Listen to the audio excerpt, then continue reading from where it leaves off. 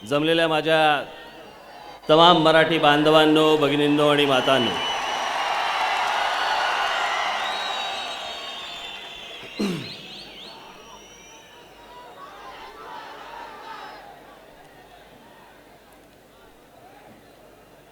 याच्या आधी माझी इथे कधी सभा झाली होती का हो? नाही. मला येतानाच्या रस्त्यावरनं मला असं वाटलं की मी आलोय की काय इथे.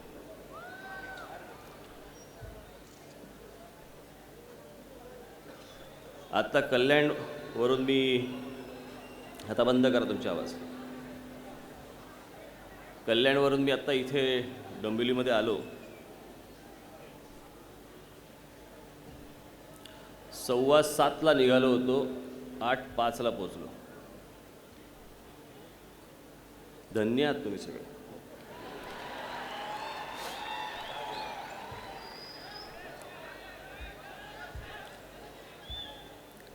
खरं तर निघताना मी विचार करत होतो कपडे काय घालावेत. जब्बा लेंगा घालावा, शर्ट पॅन्ट घालावी. कारण म्हटलं काही घातलं तरी म्हणणार की बाबा पूर्वी मी हेच कपडे घालायचो, माझी कॉपी करतो.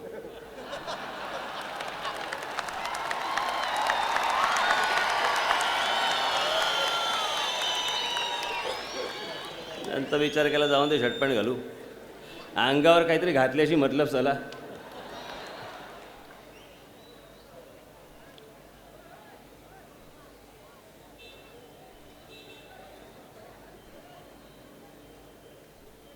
पोतडीमध्ये बरंच साचलंय माझ्या. कारण मी त्या वेळेला तसं बोलतच नाही. मी वेळ आली की हाणायचं. सारखं सारखं कुठे बोलत बसणार आपण.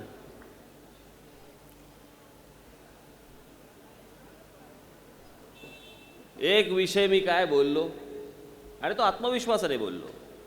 जी गोष्ट घडणार आहे तीच गोष्ट बोललो. हे कल्याण डोंबिवलीमध्ये महाराष्ट्र नवनिर्माण सेनेचाच महापौर बसणार.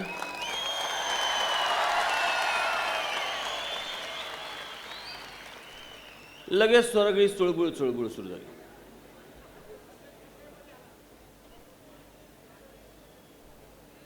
मग कोण कशी टीका करतंय, कोण कशी टीका करतंय.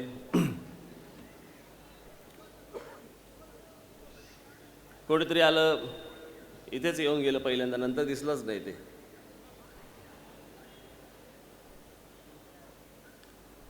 एक भाजपाची एक बेबी येऊन गेली इथे आणि म्हणे राज ठाकरे म्हणे शरद पवारांची टेस्ट ट्यूब बेबी आहे.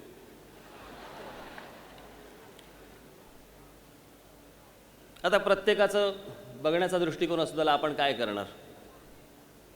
होय, Raj Thackeray taste tube baby आहे, पण या महाराष्ट्रातल्या मराठी माणसाची टेस्ट ट्यूब बेबी आहे. त्याने टेस्ट केलेली ही बेबी आहे. यांच्यासारखी नाही वांझोटी.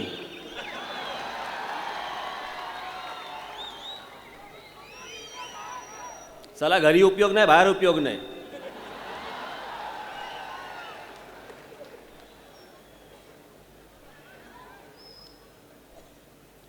त्याच्यानंतर दिसलेच नाही.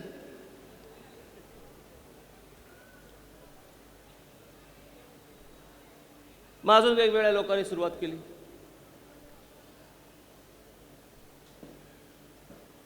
त्या दिवशी दसरा मेळाव्यामध्ये तर माननीय बाळासाहेबच बोलले.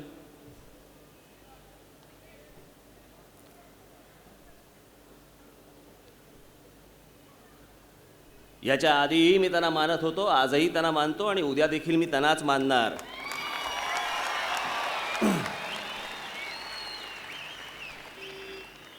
बाकीच्यांनी लुडबुड नाही करायची. पण मला कळत नाही, आता परवा दिवशी पण बोलताना एक 7-8 वर्षापूर्वीची गोष्ट वारंवार 30 बोलतायत. अंगा खांद्यावर खेळवला. लहान असताना अंगावर मुतायचं. आता लहान असताना मुततोच ना अंगावर माणूस, त्याला काय करायचं. त्याला ते काय आपल्या हातात असतं थोडी.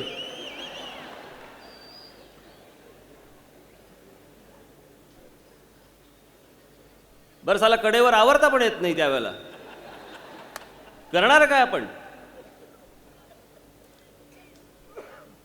आणि प्रत्येकजण त्या वयातनं गेलेला असतो. मी कधी नाकारलं. माझ्यावरती बाळासाहेब ठाकरे यांचे संस्कार झालेत हे मी कधी नाकारलं, नाकारणारच नाही.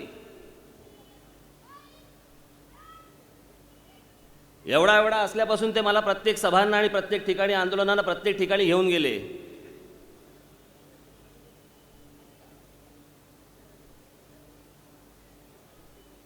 हे अगदी इथे भिवंडीला ज्या वेळेला 81 साली 12 वर्षानंतर शिवजयंती ज्यावेळेला साजरी झाली त्यावेळेला मलाच बरोबर घेऊन गेले, बाकी कोणी नव्हतं. हे सगळे नंतर.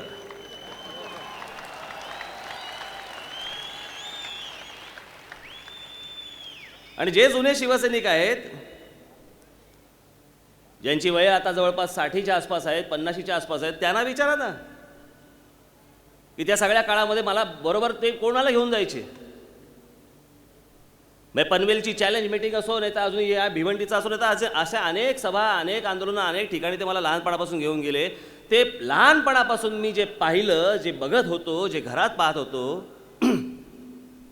तो संस्कार होणार नाही माझ्यावरती.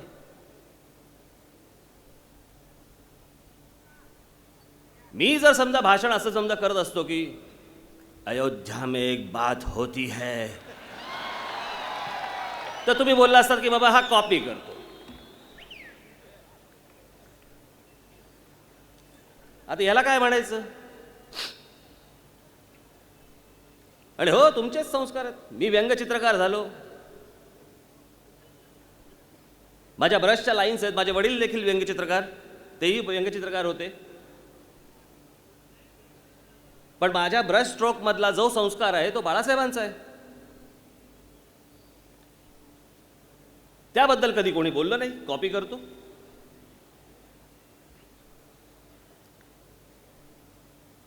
माझ्या डोक्यात मगाशी असं काहीतरी आलं होतं, मगाशी काहीतरी शिवाजी महाराजांबद्दल मला काहीतरी बोलायचं होतं, येईल पण कदाचित डोक्यात माया. म्हटलं आयला तेव्हा पण बोलतील, शिवाजी महाराजांवर बोलतो, माझी कॉपी करतो.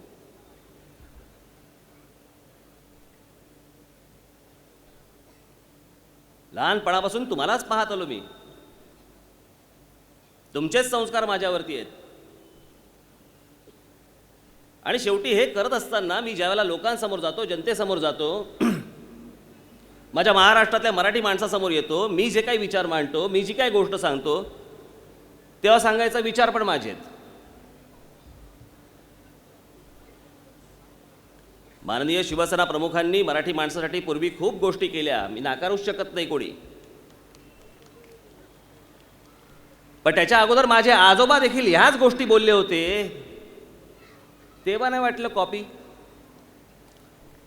आचार्य यात्रेने देखील ह्याच गोष्टी मांडल्या होत्या, तेव्हा नाही वाटलं कॉपी.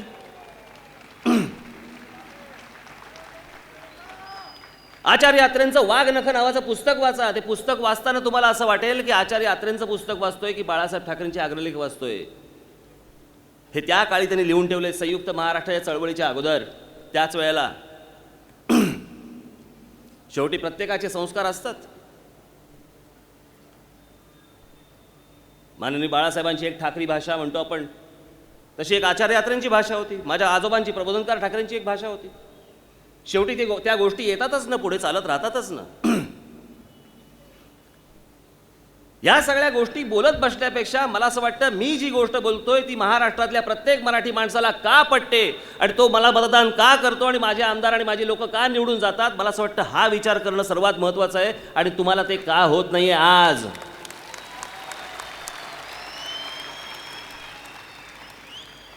परवा पण आपलं तेच माझ्या मनात नव्हतं. उद्धवला कार्याध्यक्ष ह्याने केला, मी चला शाखा प्रमुख करू शकत नव्हतो कोणाला, मी कार्याध्यक्ष करणार.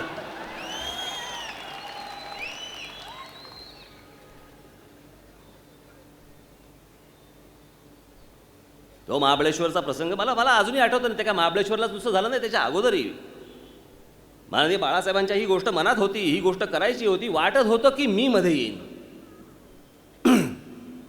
ही गोष्ट मला जाणवत होती. आणि मला त्या पक्षाच्या कुठच्याही कार्याध्यक्ष, आज अनेक लोक बोलतील खोटं बोलतोय किंवा काय बोलतोय, परंतु एक मला प्रसंग अशी गोष्ट सांगून दाखवावी मला कोणी. मी तेव्हाही तीच गोष्ट मानत होतो, मी आजही तीच गोष्ट मानतो. शिवसेना प्रमुख एकच झाले, परत परत होऊ शकत नाहीत. मी जरी त्या पक्षामध्ये असतो, माझ्याकडे जरी ती जबाबदारी आली असती, तरी ते होऊ शकत नाही. बाकी इतर मला काय करायचं त्याच्यासाठी मी मोकळाच आहे. पण तुमच्या मनात ती गोष्ट होती, मी कुठेतरी मध्ये येतो असं मला तुमच्या जर समजा मनात असेल, तेव्हा मीच त्यांना सांगितलं, म्हटलं मीच हे जाहीर करीन. जर तुमची इच्छा असेल तर हे मी जाहीर करीन. आणि त्याप्रमाणे मी जाहीर केलं. मी एवढ्यासाठीच त्यांना सांगितलं की बाबा नंतरच्या गोष्टी नकोत, की उद्या सगळे आपले पत्रकार आपले येत आहेत, आपल्या वर्तमानपत्रामध्ये काही स्तंभ की बाबा अजून लागलेली आहे, राज ठाकरे नाराज, हे होईल ते होईल. त्यापेक्षा म्हटलं मीच जाहीर करतो, झंझट मोकळा.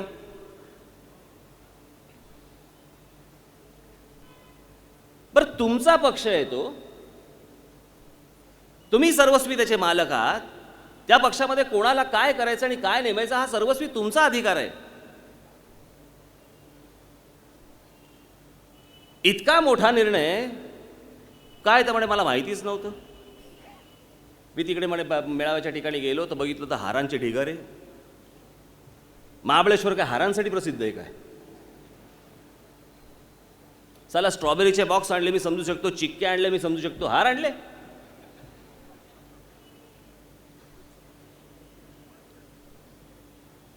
आणि यांना माहितीच नव्हतं. मग ह्याने आल्यावरती विचारलं हे काय?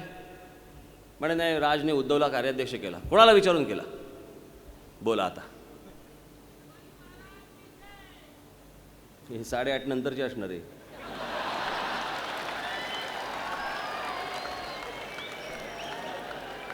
चला कधी कुठचं काय सुचेल सांगता येत नाही यांना.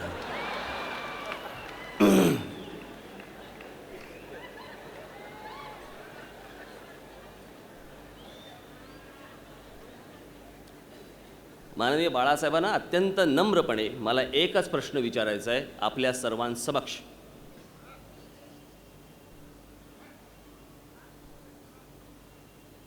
जी गोष्ट झाली ती मी तुमच्यासमोर मांडली. या उपर जर समजा आपण एक हायपोथेटिकली पकडू, असं एक गृहीत धरू की माननीय बाळासाहेब म्हणाले की हे राजने जाहीर केलं, त्यांना माहितीच नव्हतं. आता माझा फक्त एकच छोटासा सरळ प्रश्न आहे की राज ठाकरेने घेतलेला निर्णय योग्य होता का अयोग्य होता हे फक्त बाळासाहेबांनी सांगावं.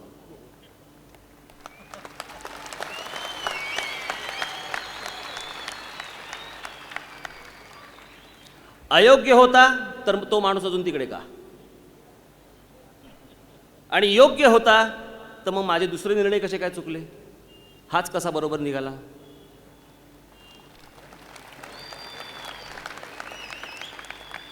मला असं वाटतं या गोष्टी काय काढतोय आपण. माननीय बाळासाहेबांनी याच्यापूर्वी महाराष्ट्रामध्ये जे सिद्ध केले, आता मला ही सर्व जी लोक आहेत, त्याच पक्षातली ही सर्व लोक ज्यांना कंटाळून मी बाहेर पडलो, ह्या सगळ्या खोबरं नसलेल्या करवंटे आहेत, नाहीतर शेंदूर फासलेले वरवंटे. याच्या पलीकडे आहेत काय? आत्ता इथे एक होर्डिंग लिहिलं आहे, महाराष्ट्र नवनिर्माण सेनेच्या कोण कुठचा कार्यकर्ता पदाधिकारी, मला माहिती पण नाही तो कोण तो, त्याने कुठच्या तरी मुलीवरती पाशवी बलात्कार केला. चला काय पक्षाचं धोरण आहे काय? दर महिन्याला झालाच पाहिजे?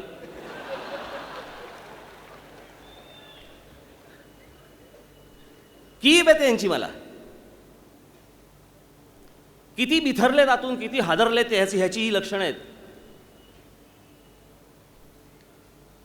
कोणत्या पक्षाच्या आज मध्यंतरी 2-3 महिन्यापूर्वीची आलेली ही गोष्ट, भारतीय जनता पक्षाच्या कुठच्याही पदाधिकाऱ्याने एका बाईवरती बलात्कार केला. म्हणजे काय पक्षाने सांगितलं होतं काय? की चिंतन बैठकीत ठरलं होतं?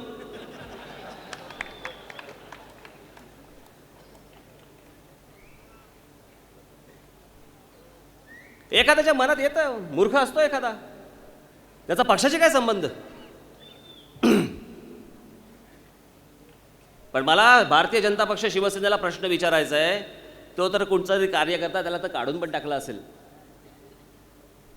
कल्याण डोंबिवलीवरती आजपर्यंत 15 वर्ष जो तुम्ही बलात्कार केलात त्याची उत्तरं कोण देणार आहे मला सांगा आता.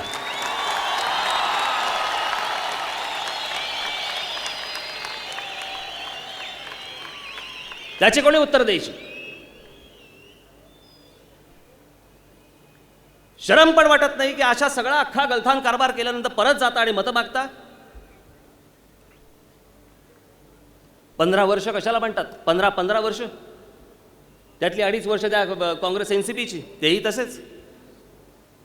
काल ते मुख्यमंत्री आले होते, काय बोलतोय, काय करतंय, ते आपल्या विलासरावांसारखंच भाषण करतात. परवा दिवशी मी तिकडे गेलो, असं करत असताना काय अंगात येते का तुझ्या? काय होतंय का तुला?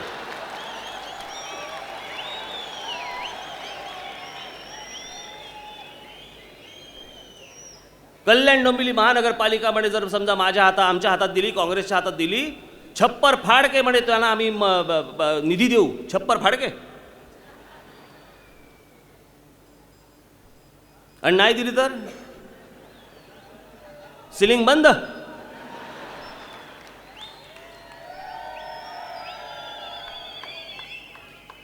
महाराष्ट्र राज्याच्या मुख्यमंत्र्यांना शरम नाही वाटत?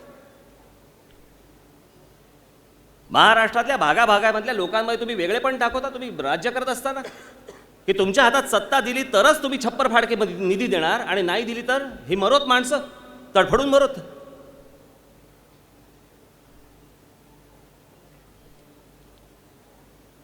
यांच्याकडे लक्ष देणार नाही तुम्ही.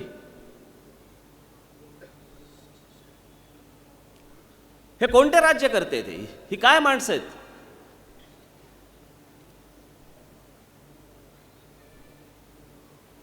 खरं तर मुख्यमंत्री, राज्याचे मुख्यमंत्री यांनी सांगायला पाहिजे होतं की आमच्या हातात दिली तर आम्हाला आनंदच आहे,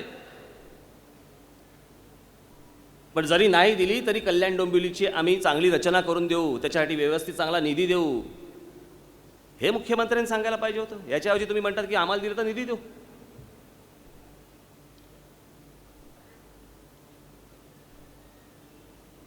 आज ह्या सगळ्या गोष्टी करत असताना, पुढे नेत असताना, आज कल्याण डोंबिवलीमधनं आमचा राजेश थोडक्यात गेला. कल्याणने आज 2 आमदार दिलेत महाराष्ट्र नवनिर्माण सेनेचे.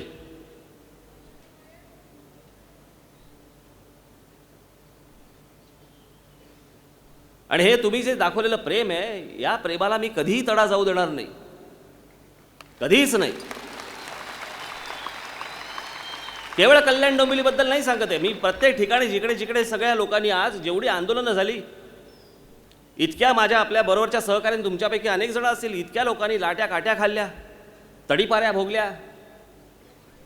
हे बंद कर रे तुमचं.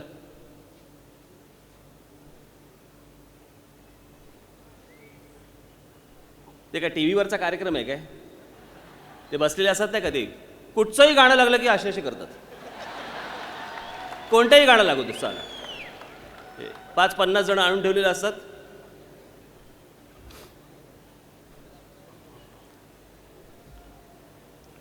हे सगळं ज्या वेळेला आंदोलन उभं राहिलं, हे आज ते आले बेडूक अमरसिंग, पांढरं फूल घेऊन येणार माझ्याकडे, येऊन तर बघ.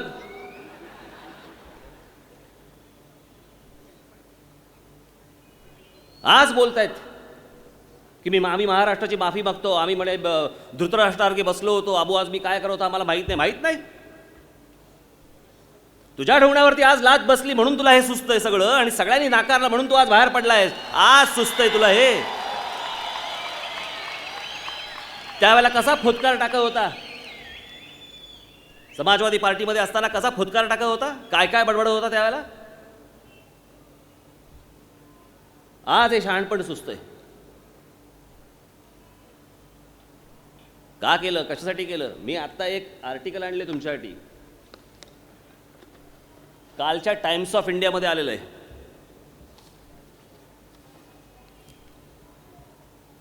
म्हणजे त्या टाइम्स ऑफ इंडियामध्ये कधी चांगल्या बातम्या आपल्या आल्याच नाहीत.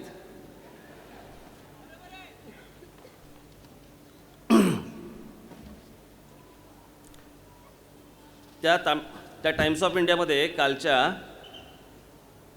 अरविंद अडिगा नावाचा एक लेखक आहे. त्याचा काल एक लेख आला आहे टाइम्स ऑफ इंडियामध्ये.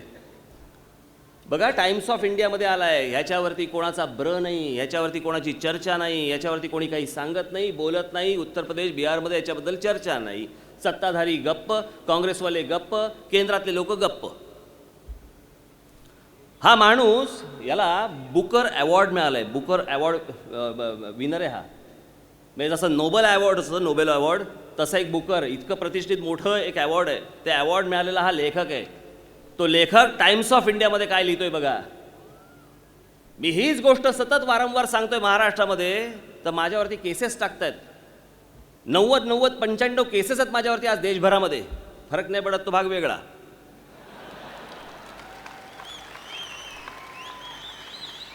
पण ही माणसं टाइम्स ऑफ इंडियासारख्या वर्तमानपत्रामध्ये काय लिहितात?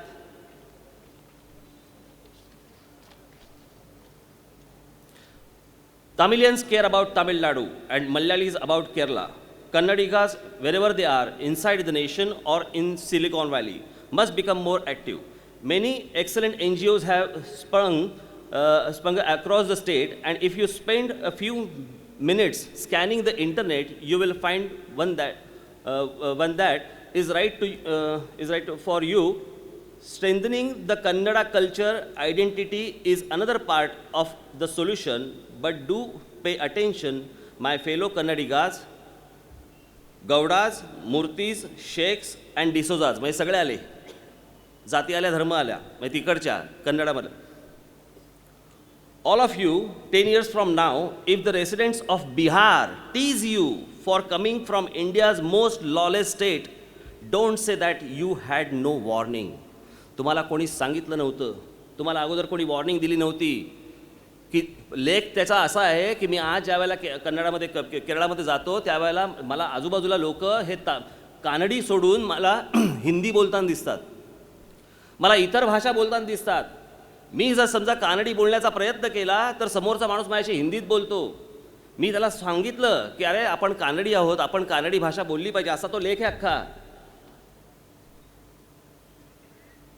आणि तो अलर्ट करतोय त्यांना. कोण? बुकर अवॉर्ड विनर एक लेखक सांगतोय. कुठे गेले इंटेलिजंट सगळे?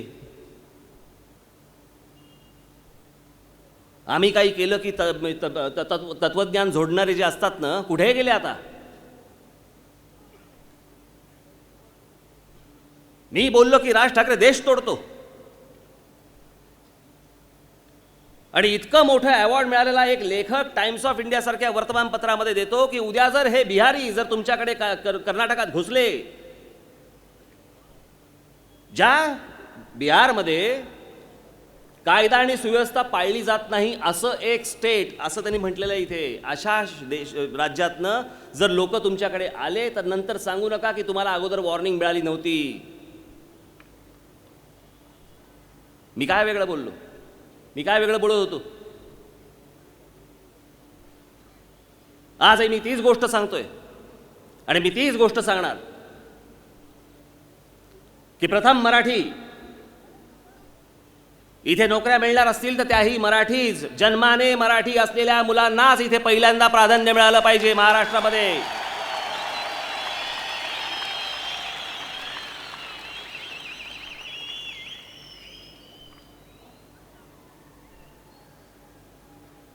आपल्या मनामध्ये विचार येत असेल की बाबा कल्याण डोंबिवली महानगरपालिकेची निवडणूक आहे, हा तिकडे त्या विषयावरती कधी येणार थोड्या वेळ थांबा.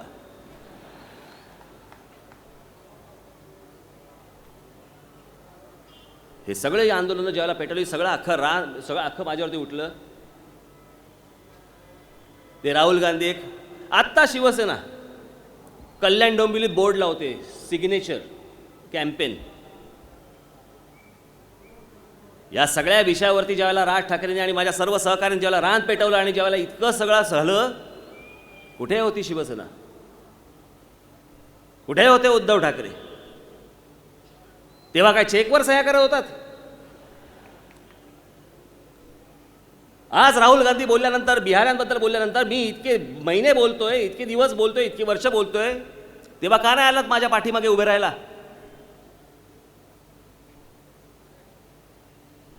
तेव्हा नाही आले. ही जाग कधी आली माहिती आहे? ज्या वेळेला विधानसभेच्या निवडणुका झाल्यावरती या महाराष्ट्रामधला मराठी माणूस एकवटून मतदान करून महाराष्ट्र नवनिर्माण सेनेचे आमदार निवडून आणले, त्यावेळेला कळलं की मराठी माणूस अरेच्छा, मराठी माणूस एकत्र येतो, मराठी माणूस एकत्र येऊन मतदान करतो.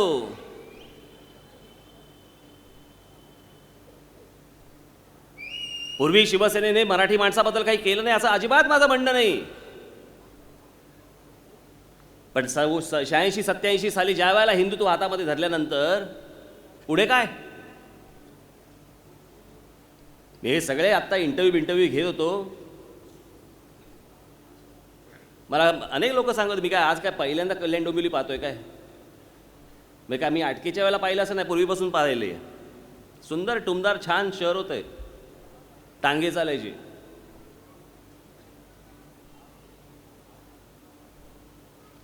राष्ट्रीय स्वयंसेवक संघ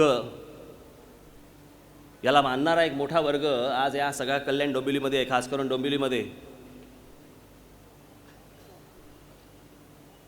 हे भारतीय जनता पक्षाचे जे काही नगरसेवक गेले 15 वर्ष निवडून येत आहेत, हे काय काम करतायत? आवडलं असतं का हो बाळासाहेब देवरसांना? आवडलं असतं गोळवलकर गुरुजींना, हेडगेवारांना आवडलं असतं की हे काय नगरसेवक काय पद्धतीचं काम करतायत आणि कशा प्रकारे हे अख्ख्या शहरांची वाट लावतायत ते?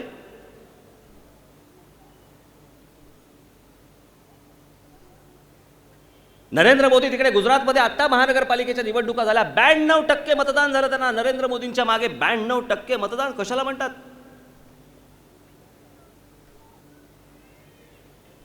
आणि याच महाराष्ट्रामधल्या भारतीय जनता पक्षाच्या नगरसेवकांना मान खाली घालून रस्त्यातनं जावं लागतं, कारण काही कामच केली नाहीत.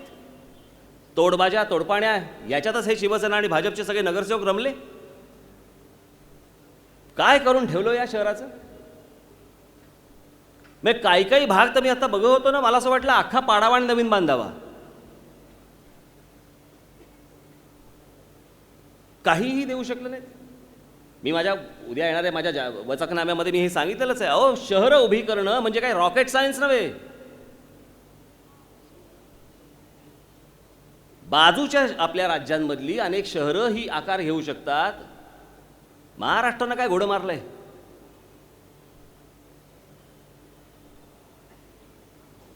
परंतु याला कारणीभूत आपण, जबाबदार आपण आहोत. काहीही काम न करता नुसतेच पैसे कमवत यांनाच आत्तापर्यंत निवडून दिलं गेलं, म्हणून हे शेफारले. कारण यांना असं वाटलं काहीही न करता हे मतदान करतायत, करायचं कशाला काम? त्यापेक्षा 7-7 पिढ्यांचे पैसे कमावून ठेवू.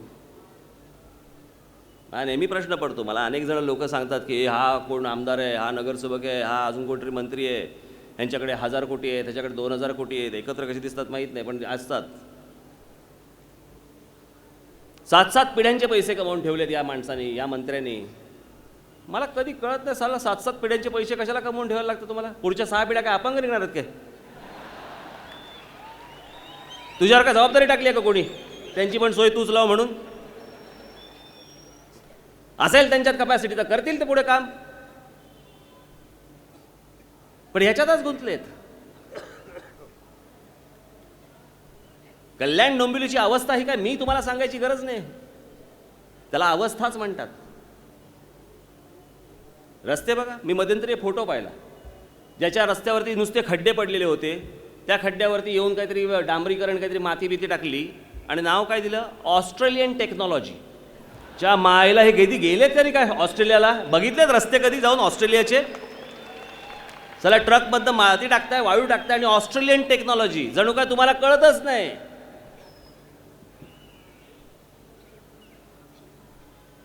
अरे किती छोट्या छोट्या गोष्टी करतात माहिती आहे का? मला आजच एक फोन आला संध्याकाळी.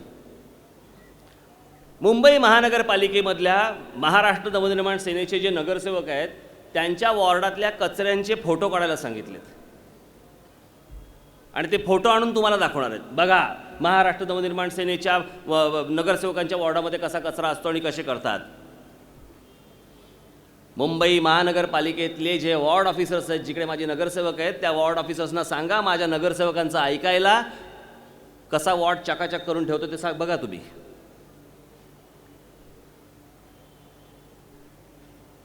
यांनी आडमुठे धोरण घ्यायचं, ह्यांनी पहिल्या सगळ्या आडवं जायचं. महानगरपालिकेमध्ये आहेत की त्यांनी त्यावेळेला आलेले ते 2007ला.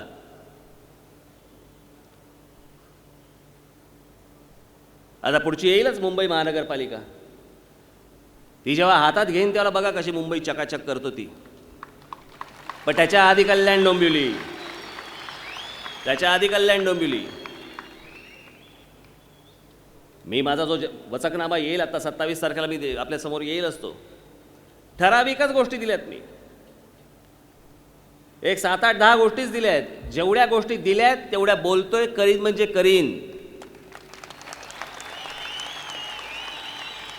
आज मी इथे उभा आहे. हे मैदान कान्होजी जेधेंच्या नावाने प्रसिद्ध आहे. त्यांचं नाव आहे या मैदानाला. कान्होजी जेधे कशासाठी प्रसिद्ध होते? हे अत्यंत प्रामाणिक, महाराजांच्या बरोबरचा अत्यंत एक प्रामाणिक त्यांचा सहकारी. आणि सगळ्यात महत्त्वाची गोष्ट कान्होजी जेधेंची जी होती, त्यांचा सगळ्यात महत्त्वाचा जो गुण होता, जर एखादा शब्द दिला तर तो पाळला गेलाच पाहिजे.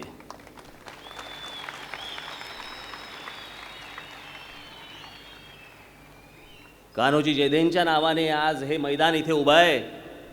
त्याच मैदानावरती उभं राहून मी सांगतोय की जे राज ठाकरे तुम्हाला सांगेल ते करेल म्हणजे करेल. हे मी गंमत म्हणून तुम्हाला सांगत नाही, आणि माझा शब्द म्हणून मी तुम्हाला सांगतो की उद्या जेव्हा तुम्ही माझ्या हातामध्ये कल्याण डोंबिवलीची ज्यावेळेला सत्ता द्याल, त्याला 15 दिवसातले 3 ते 4 दिवस हा राज ठाकरे कल्याण डोंबिवलीत येऊन ठाण मांडून हे कार्यक्रम करून दाखवेल, तुम्हाला काम करून दाखवेल. हे सगळ्या गोष्टी करून दाखवेल. अजून माझ्या 3 सभा आहेत. अजून उद्या आहे, परवा आहे, तेरवा आहे. उद्या नाही आहे, परवा आहे, तेरवा, अशी 29 तारखेला पण आहे. बरेच विषय बोलायचे, एकाच ठिकाणी सगळं बोललं तर कसं होईल? पण बाबांनो, आपल्याला फक्त एवढंच सांगायचं आहे, आपल्याला सगळ्यांना मला फक्त एवढंच सांगायचं आहे. मला ज्यावेळेला माझ्याकडे लोक आले, मला होर्डिंगवरती काय लाईन टाकू, काय असावं, मी म्हटलं एवढंच टाका, आजपर्यंत सगळ्यांना अनुभवलं, एकदा राज ठाकरेला आजमावून बघा.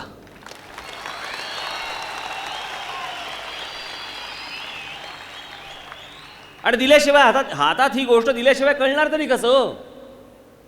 शिवसेना भारतीय जनता पक्षाच्या हातामध्ये देऊन झालं, बघितलं. काँग्रेस एनसीपी काही होऊच शकत नाही, नापासच आहेत ते.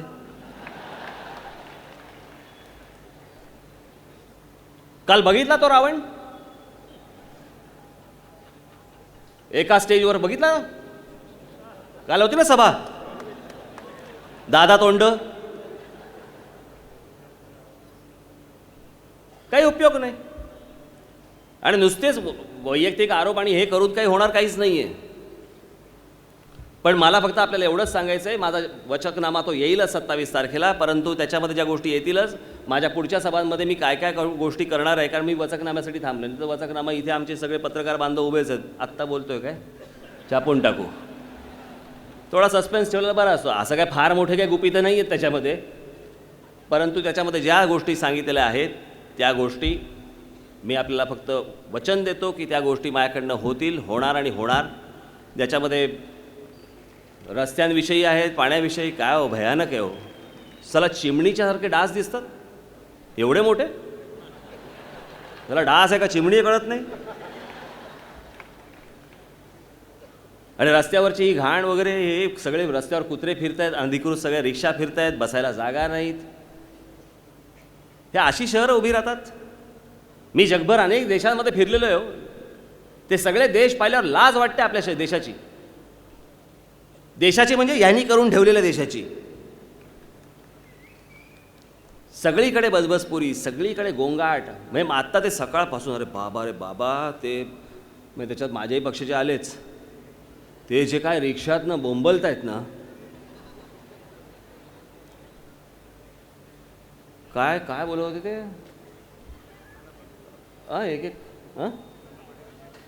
एक आला खाली माझ्या, मी आता तिकडे कल्याणला राहतो, तिकडे एक आला.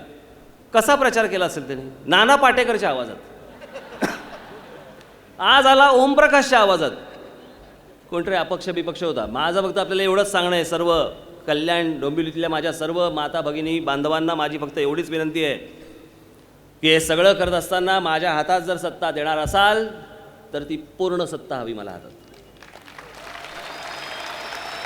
मला कोणाच्या हनवट्यांना हात लावायला आणि कुरवाळायला ह्याच्यातनं मला असली सत्ता देऊ नका. त्यातनं काही होणार नाही, ना माझ्याकडनं काही होणार, ना तुम्हाला काही मिळणार.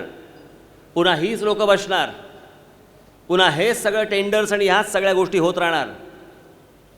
मी तुम्हाला एक उदाहरण म्हणून सांगतो. मी नाशिक महानगरपालिका जेव्हा बघत होतो, तिथे नाशिक महानगरपालिकेमध्ये 3 आयुक्त होते.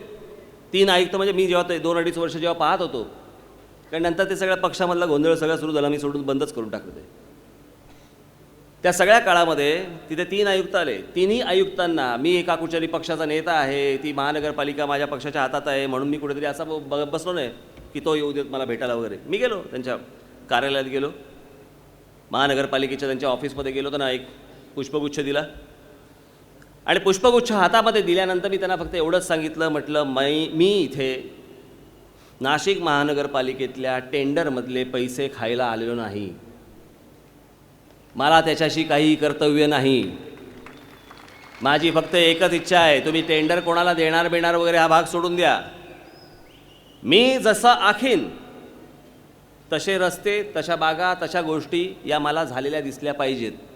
याच्या पलीकडे म्हटलं मला काहीही बाकी गोष्टींची गरज नाही. मी आपल्याला आज देखील तेच सांगतोय, कल्याण डोंबिवली महानगरपालिकेमधनं मला काहीही नको आहे, मला गरजही नाही, माझी इच्छा देखील नाही.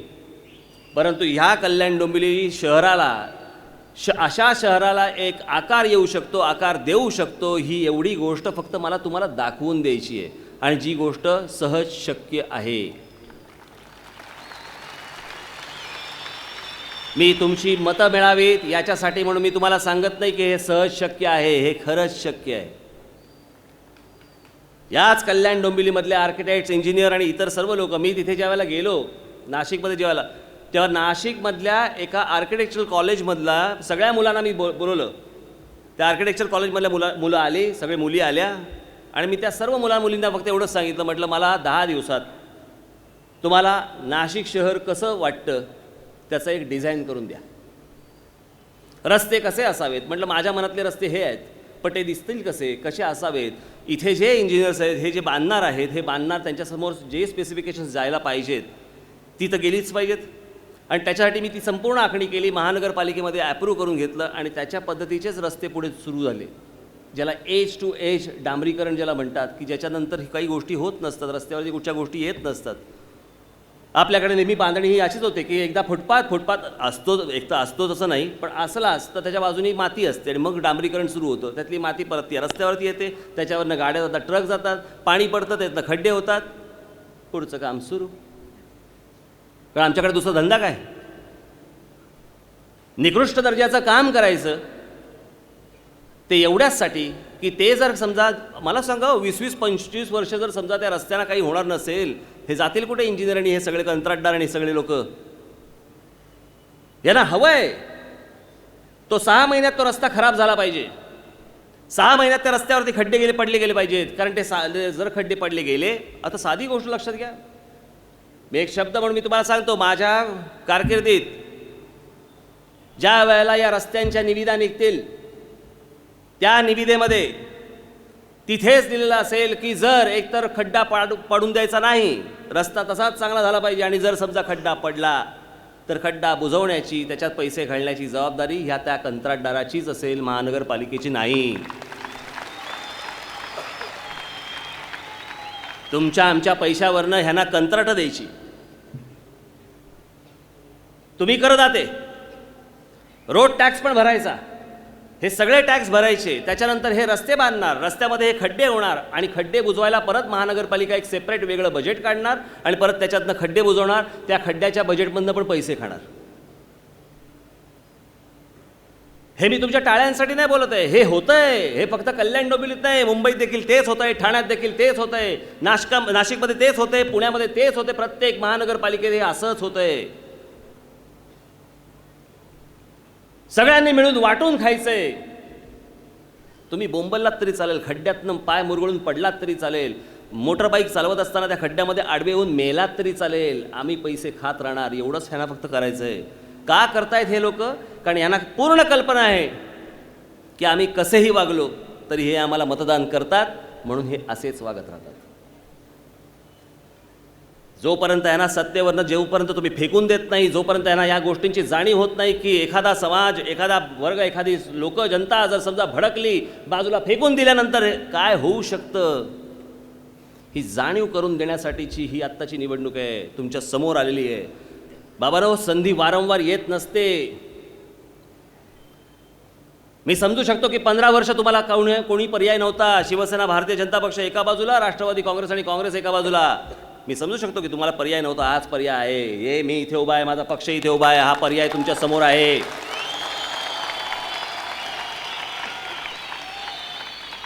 म्हणून मला आपल्याला फक्त एवढंच सांगायचं आहे की ह्या येत्या 31 तारखेला जी निवडणूक, जे मतदान होणार आहे, त्यावेळेला कुठेही गाफील न राहता महाराष्ट्र नवनिर्माण सेनेचा, आणि मी तुम्हाला एक गोष्ट सांगतो, काही वेळेला असं होतं की एखाद्या नगरसेवकाबद्दल किंवा एखाद्या उमेदवाराबद्दल एखाद्या वेळेला नाराजी असते. माझं तुम्हाला मत आहे, ती लोक चांगलीच आहेत. 3 दिवस बसून मी त्यांची सगळी पाहणी करूनच त्यांना उमेदवार दिले आहेत. तरीही तुम्हाला सांगतो, हे सगळे नगरसेवक आहेत, हे राज ठाकरे आहेत असं समजा आणि मतदान करा.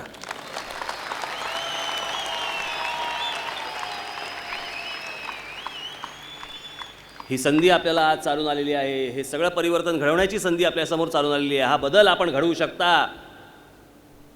जो राग तुमच्या मनामध्ये आहे तो येत्या 31 तारखेला रेल्वे इंजिन या गोष्टीवरचं बटन दाबून आपण हा राग व्यक्त करावा इतरांचा. आणि एकदा ही संधी आपण मला द्या, माझ्या हातात द्या.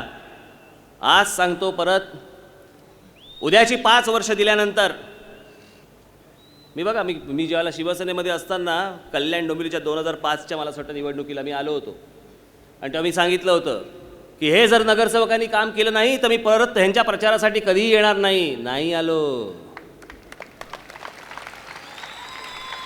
माझे वेगळे नगरसेवक आणि माझे वेगळे उमेदवार घेऊन आलो तुमच्यासमोर, त्यांच्या प्रचारासाठी नाही आलो. पण मला विश्वास आहे, कारण त्यावेळेला माझ्या हातात काहीच नव्हतं. त्या पक्षामध्ये होतो कोण मी? फक्त एक प्रचाराला बाहेर काढायचा, प्रचार झाला की आतमध्ये ठेवून द्यायचा. मी तुम्हाला कमिटमेंट म्हणून काय देणार? शेवटी कमिटमेंट कोणाच्या नावावरती देणार? ह्या बाकीच्या लोकांच्या नावावरती देणार. प्रचार करायला लागायचा, त्याच्यामुळे जायचो.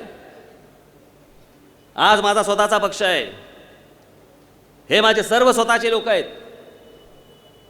म्हणून मी एका आत्मविश्वासाने सांगतो की या लोकांच्या हातात, यांना तुम्ही उमेदवार दिलेले आहेत, यांना तुम्ही निवडून द्या. याच्यानंतर राज ठाकरे या कल्याण डोंबिवलीमध्ये काय करतो हे आपण पाहालच. एक अगदी लांब पल्ल्याचं नियोजन करून मी या कल्याण डोंबिवलीचं हळूहळू करीन, पटे दिसेल. अचानक चमत्कार काही होणार नाही. मी काही कुठच्या तरी त्या कुठचे पिक्चर असतात रे ते, नाही त्या डिश असं केलं की होतं नाही का, बरं का, त्यातला हा पौराणिक चित्रपट, त्यातला मी कोणी नाही आहे. परंतु ही सगळ्या गोष्टी बदलू शकतात, घडू शकतात, यावर माझा पूर्ण विश्वास आहे. आणि तो विश्वास सार्थकी करण्यासाठी म्हणून आपण येत्या 31 तारखेला रेल्वे इंजिन या निशाणीवरती बटन दाबून माझ्या सर्व सहकाऱ्यांना निवडून देऊन ही एकदा सत्ता माझ्या हातात द्या, एवढी एक फक्त विनंती करण्यासाठी आज आपल्यासमोर आलो आहे. परत मी 28 तारखेला, 29 तारखेला, 27, 28, 29 तारखेला मी आपल्यासमोर येईन. मला माहीत नाही आता सभा इथे कुठे कुठे लावल्यात त्यावेळेला त्यांच्याशी मी बोलीनच. 27 तारखेला माझा वचकनामा आपल्यासमोर ज्यावेळेला येईल तो आपण जरूर वाचावा, त्याच्यावरती नीट विचार करावा आणि मला, राज ठाकरेला आणि माझ्या पक्षाला एक संधी यावेळेला आपण द्यावीत ही विनंती करतो आणि आपली सर्वांची मी रजा घेतो.